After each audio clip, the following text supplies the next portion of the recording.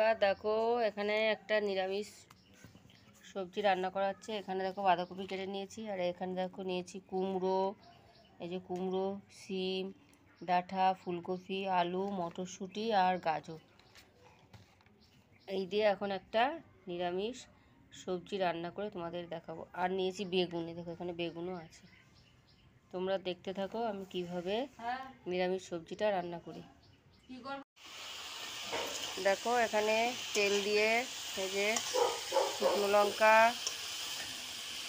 তেজপাতা আর পাঁচফোড়ন দিয়ে সব সবজি ঢেলে দিয়ে লবণ আর হলুদ দিয়ে দিয়েছি।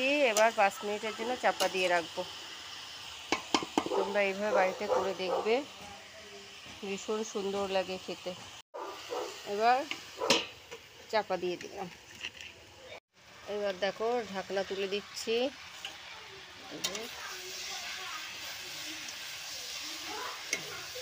আমার সব কিছু প্রায় সেদ্ধ হয়ে গেছে। এবার এর ভেতরে একটু বাটনা দিয়ে দেবো। এবার দেখো এর ভেতরে আদা জিরে মশলা বেটে দিয়ে দিলাম।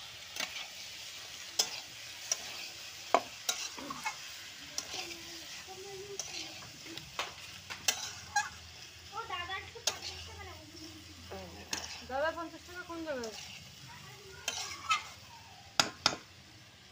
তরকারিতে দেবো জিরে আর ধনে ভেজে গুঁড়ো করে নেবো। এই যে ভাজতে দিয়ে দিয়েছি, আবার গুঁড়ো করে শিলে জিরে আর ধনেটা ভালোভাবে গুঁড়ো করে নিয়েছি।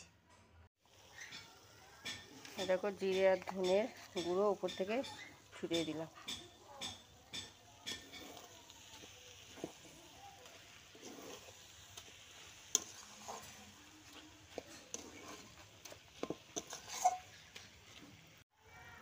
এবার একটু ঘি দিয়ে দিলাম।